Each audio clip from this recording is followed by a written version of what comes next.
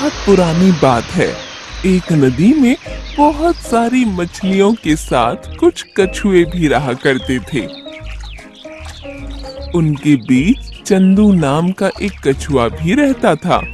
वो बहुत ही चतुर, दिलदार और मनमौजी था। उसका जब जी चाहता वो पानी के अंदर रहता और जब मन करता तो बाहर निकलकर जमीन पर धीमे धीमे चहलकदमी कर लेता था। उसके भोजन का प्रबंध हर जगह हो जाता था। एक दिन चंदू नदी के किनारे घूम रहा था। वहां पर एक तेजा नाम का खरगोश आ गया। दोनों बचपन से एक दूसरे को पहचानते थे।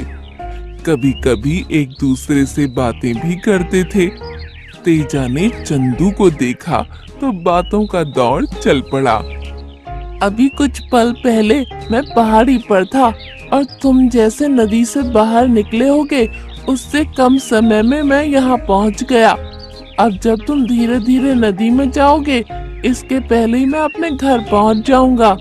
तुम्हें अगर पहाड़ी तक जाना हो तो रात हो जाएगी। मेरी बराबरी कभी नहीं कर पाओगे। तेजा भाई, मैं जानता हूँ कि तुम जमीन पर बहुत तेज दौड़ते हो, लेकिन पानी में मेरी रफ्तार भी कुछ कम नहीं है।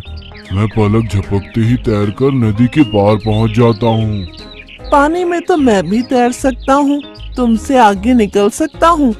मैं पानी में तेजी से तैरते हुए आगे निकल जाऊंगा, तुम तो देखते रह जाओगे। ऐसी बात है तो चलो हमारी तैराकी की प्रतियोगिता हो जाए। जो जीतेगा उसका हुक्म चलेगा और हारने वाले को हुक्म मानना पड़ेगा। ठीक है, गुलाम बनने के लिए तैयार हो जाओ। तेजा और चंदू की तैराकी की प्रतियोगिता निश्चित हो गई। सभी मछलियां और कछुए इकट्ठा हो गए। नदी में पहली बार ऐसी प्रतियोगिता का आयोजन हुआ था। कछुआ चंदू और खरगोश तेजा दोनों पानी में उतर गए। कछुआ पानी के अंदर से तैरने लगा और खरगोश ऊपर से तैराकी के हुनर दिखाने लगा। दोनों तेजी से आगे बढ़ने लगे। खरगोश भी पानी में अपने तेज पैर चला रहा था और कछुआ पानी के अंदर जोर लगा रहा था। खरगोश तेजा कुछ आगे बढ़ गया। चंदू कछुए ने हिम्मत नहीं हारी और अपनी रफ्तार बढ़ा दी। तेजा अपने घमंड के साथ आगे बढ़ रहा था और चंदू एकाग्र चित्त होकर विश्वास के साथ तैरता जा रहा था। नदी बड़ी थी, इसलिए प्रतियोगिता बड़ी देर तक जारी रही। तेजा को सामने मगर दिखाई पड़ा तो उसके हाथ पांव फूल गए। रफ्तार धीमी हो गई। मैंने उसे कमजोर बना दिया। उसने रास्ता बदल दिया और घूमकर दूसरी तरफ जाते हुए तैरने लगा। चंदू आत्मविश्वास के साथ सीधे तैरता हुआ निकला जा रहा था। थोड़ी देर के बाद किनारा नजदीक आ गया और कछुए ने अपनी रफ्तार और तेज कर ली। वो पहले ही किनारे पर पहुंचकर खड़ा हो गया। इसके बाद डरा हुआ खरगोश तेजा किनारे पर सर लटकाए हुए पहुंच गया। चंदू की जीत हो गई थी, लेकिन उसने फिर भी घमंड नहीं दिखाया। कोई बात नहीं है दोस्त, किसी भी प्रतियोगिता में हार और जीत होती रहती है। अपना मन छोटा मत करो। अब शर्त के अनुसार मैं तुम्हारा गुलाम बन गया। जो भी हुक्म दोगे मानना पड़ेगा। कोई हुक्म नहीं दे रहा हूँ दोस्त, बस मेरे दोस्त बने रहो और मजे करो। चंदू कछुए का दिल बड़ा था और उसने खरगोश तेजा के प्रति कोई दुर्भाव मन में नहीं रखा। लेकिन तेजा मन ही मन चंदू से बहुत जलने लगा। वो चंदू को परास्त करने का सपना देखने लगा।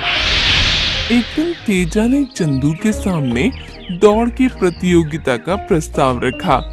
चंदू, उस दिन पानी में तुमने बाजी मार ली थी, लेकिन जमीन पर तुम मेरे सामने एक तिनके के समान हो। मेरी दौड़ के आगे तुम आसपास भी नहीं ठहर पाओगे। तेजा मेरे दोस्त, घमंड करना अच्छी बात नहीं है। मैं जानता हूँ तुम बहुत तेज दौड़ते हो, लेकिन यदि मैं युक्ति से काम लूं तो तुम्हें अपनी हार स्वीकार करनी ही पड़ेगी। चाहे जो भी युक्ति लगा लो चंदू, तुम जरूर हारोगे। तुम मेरे पैर की धूल के बराबर भी नहीं हो। ये बताओ प्रतियोगिता कब करनी है और कहाँ से कहाँ तक होगी? कल सवेरे सूर्य के उदय के बाद नदी के किनारे उस बड़ी पहाड़ी तक दौड़ चलेगी। जो पहाड़ी पर पहले पहुंचेगा वो विजेता होगा। तेजा खरगोश जानता था कि वो तो प्रतियोगिता अवश्य जीतेगा। फिर भी उसने अपने एक खरगोश चेले शंखू को एक काम पर लगा दिया, जिसके तहत वो चंदू पर निगरानी रखेगा और उसकी सूचना देता रहेगा। दूसरे दिन सुबह चंदू और तेजा की दौड़ शुरू हो गई। तेजा काफी आगे निकल गया और गाजर के खेत में पहुंच गया। उसके साथ उसका खरगोश चेला शंखू भी था। शंखू खेत के बाहर खड़े होकर चंदू के आने की प्रतीक्षा करने लगा और तेजा गाजर के खेत में मजे से गाजर खाने लगा। उसे आलस आने लगी, लेकिन उसने आंखें बंद नहीं की। मैं सोने की गलती नहीं करूंगा, आंखें खुली रहेंगी तभी तो किस्मत मेरी खुलेगी। इस बार चंदू की हार निश्चित है, मैं उसे अपना गुलाम बनाऊंगा। तेजा बहुत देर तक आराम करता रहा। तभी उसके चेले शंखू ने खबर दी, गुरु वो देखो, चंदू मंद गति से चला आ रहा है। ऐसे चलेगा तो रात हो जाएगी। हाँ जाने दो, गुरु आपकी जीत पक्की है, मैं बड़ा इनाम लूंगा। अरे ये क्या गुरु, चंदू तो बीच में एक तालाब के पास रुक गया। ऐसा लगता है सो गया। वो चाहे सोए या जागी, हारना तो तय है। उसे सोने दो गुरु, कुछ देर के बाद आप हो जाओ शुरू। शंखू, जब चंदू उठे तब मुझे बताना, इसके पहले मत बुलाना।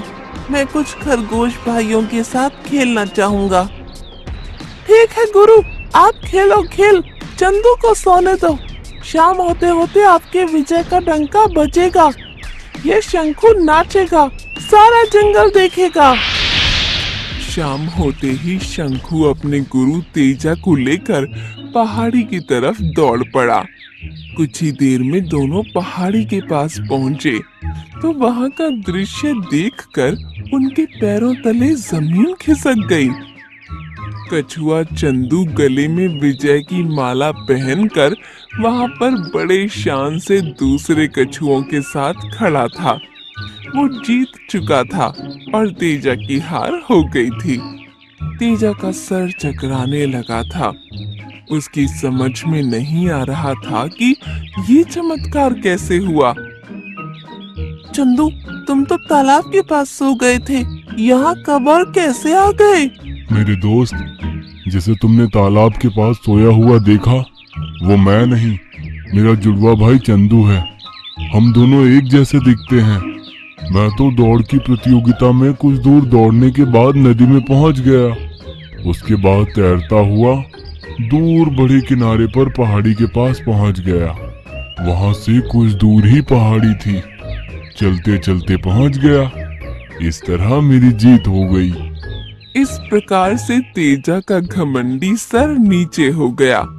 एक सही युक्ति लगाकर चंदू ने असंभव लगने वाली जीत को संभव बना दिया। मुझे छोड़कर कभी मत जाना, मेरा परिवार अब तुम ही हो मुन्नू। एक सुबह बादल गरजने की आवाज से सभी जंगल वासियों की आंख खुल गई। झरने की चपेट में आने ही वाला था, वो तो अच्छा हुआ मैं वहां पहुंच गया और मैंने इसको बचा लिया। अब मैं इसको अपने बच्चे की तरह पालूंगा। सभी जानवर